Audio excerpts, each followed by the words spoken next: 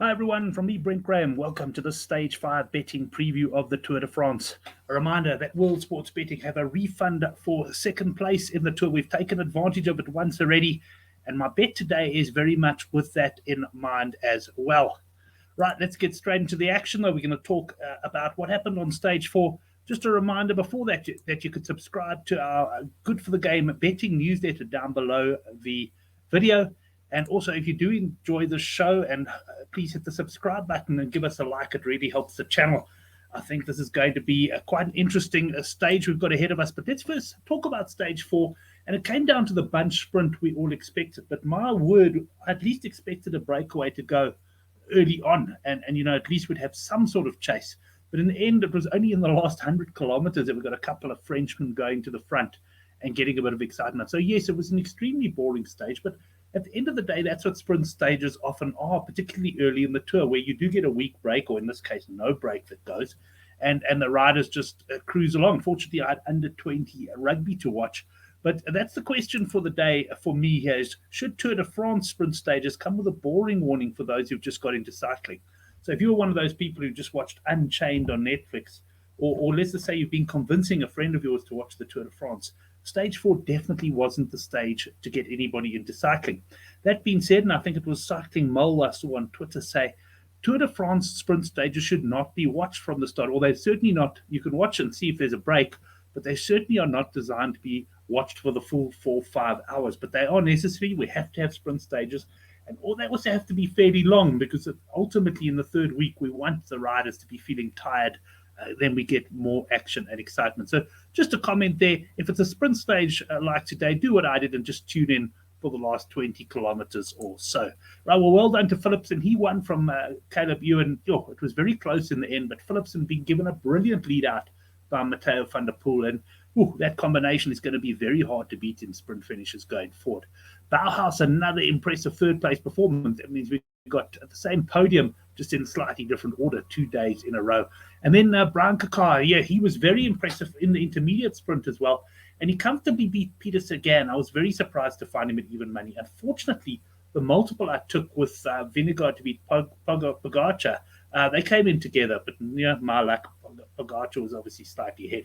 Good news, though, I did post it in the forum that I did have a straight bet on Kakar as well to beat Peter Sagan. Sagan finishing fairly well. Let's have a look where he finished. He finished fairly well down the rankings. Lots of accidents at the end of this one. He was 13th.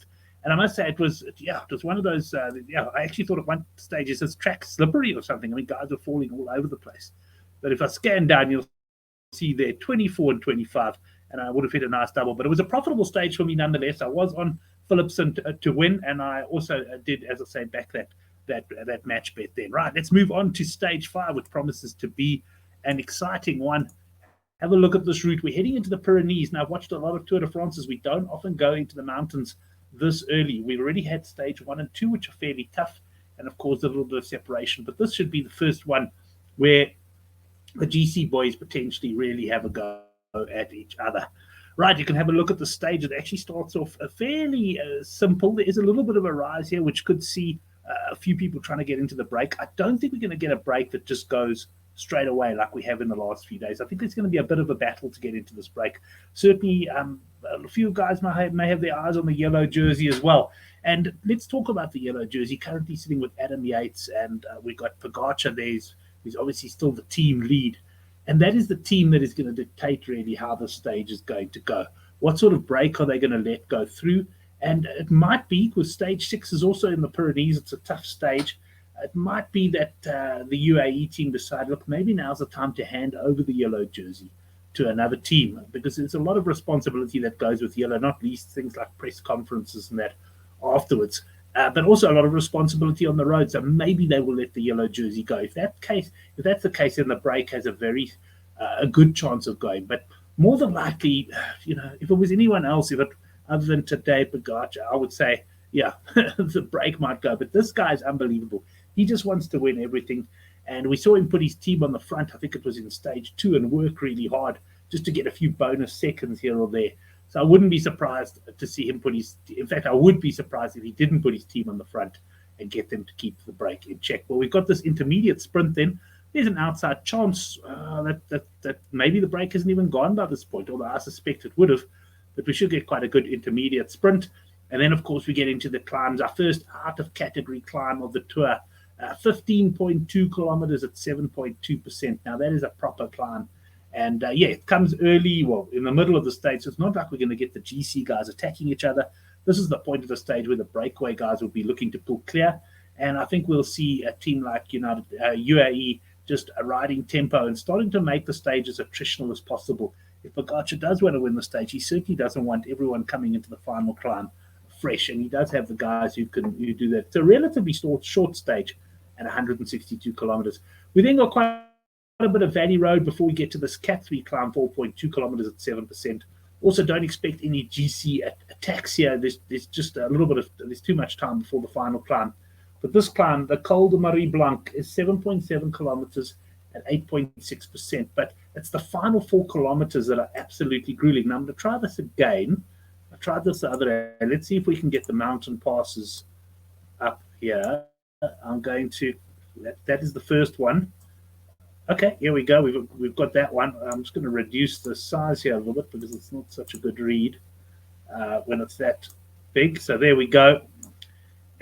And that, I'm going to just go reverse here. This is the final climb, but have a look at this. Have a look at these last 4 kilometers. 10.5% average, 12.2%, 13.6%, and finally 9.9%. This is a really, really tough. It's not particularly long, but it's very, very tough indeed. It starts off fairly easy. You can see the blue there, moves into the red, which is 7%, and then it really, really gets tough. So we're in for quite a stage here, no doubt about that. Let's go back to the profile now. I'm not too great at navigating my way around the site, but we'll go back to the profile, and then we've got the descent, and then a gradual rise up on the valley road to the line there for the last sort of 5 or 6 kilometers. So how does a guy like, how is the stage going to pan out? The first thing is the breakaway going to stick? I don't think so. I think UAE are going to chase the breakdown, which means we are looking at one of the top riders winning the stage. We'll have a look at the betting in just a minute. And just, I'm not going to run through all of the betting, just to say that the classifications are very much as they were, other than the green jersey where Philipsen is obviously shortened in. We can have a quick look at him. I think he's over here. Philipsen is shortened into a 2-7 favorite. Right, back to this. What we're going to get, it's going to be very, very interesting because I've got no doubt Pogacar is going to try attack Vingegaard at the top of this climb. But what we've seen so far, it's unlikely that he's going to be able to drop him. And we could have a scenario where the two of them actually go over the top of the climb together in the lead, perhaps with a breakaway rider or two in front. But the reason I say they might go over at the top, there's actually time bonuses at the top of this Col de Marie Blanc. It's 8 seconds, 8, 5, and 3 or something along those lines. So Pogacar will no doubt have his eye on that. He is a quicker sprinter than Vingegaard. So we could well have a situation where the two of them go over together. And then the question is, do they work together to go and win the stage?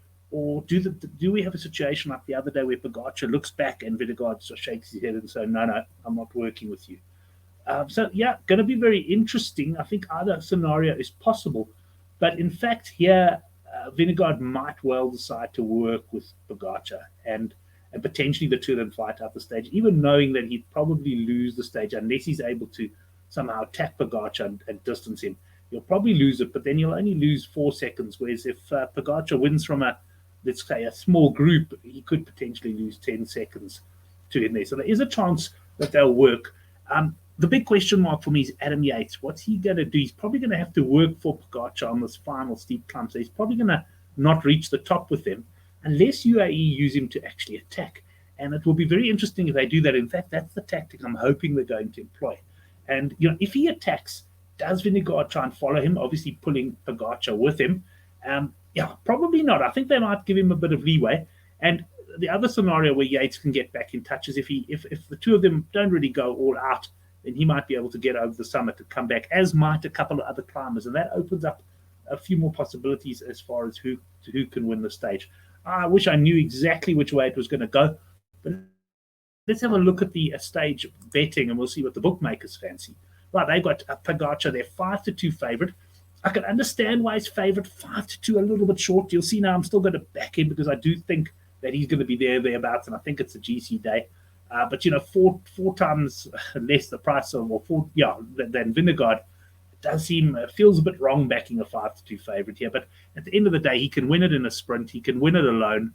And the only chance Vingegaard really has of beating him is if Vingegaard actually cracks him on the final session. What I'm actually hoping to see is potentially Yates joining the two of them, and that the UAE guys just repeatedly attack Vingegaard to see what he does. And that's why you'll see I give Yates a chance in this stage as well. We've got Wout van Aert 16-1. I don't think Wout's at his best at the moment. He strikes me as an unhappy camper at the moment. So I'm not convinced about Wout. Alaphilippe also hasn't looked at his best. Paulus, good chance he gets into the break and looks for King of the Mountain points. Yeah, if the break's allowed to go, he's certainly got a chance. In fact, plenty of guys have got chances. But let me run through my bets. I'm going to start off with 2 units on Pogacar to win at 5-2. I'm taking this at World Sports Betting once again, the second place promo. If it is the two market leaders fighting it out at the end, and he is beaten for whatever reason, at least we'll get our money back there for second place. So 5-2, I'm begrudgingly taking it, and I can't really argue the fact that he is a warm favourite for this one. I'm then going to go with the stage 1 winner, Adam Yates, at 40-1. As I say, Yates is going to have to work for Pogacar, but there are scenarios where he comes back down and attacks the pair of them and is maybe allowed to run free. So Yates, he certainly looks like he has good legs, and I think that UAE will want to keep Yates very much in contention for as long as possible. So I'm taking him at 40-1, and then I had another one in there which I haven't actually. Oh, here we go.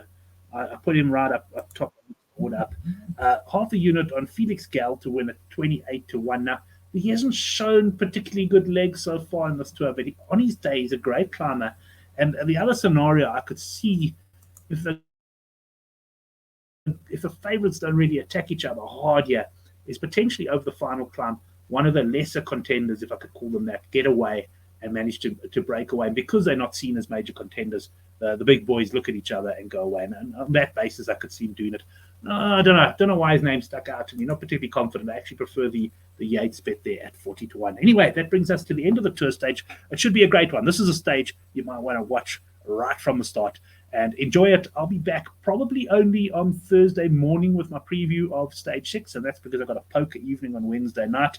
Hopefully that goes well. But I will be back on Thursday morning, probably around about 8 o'clock or so, with a preview of stage 6. Enjoy the cycling. I think we're in for a cracker of a stage.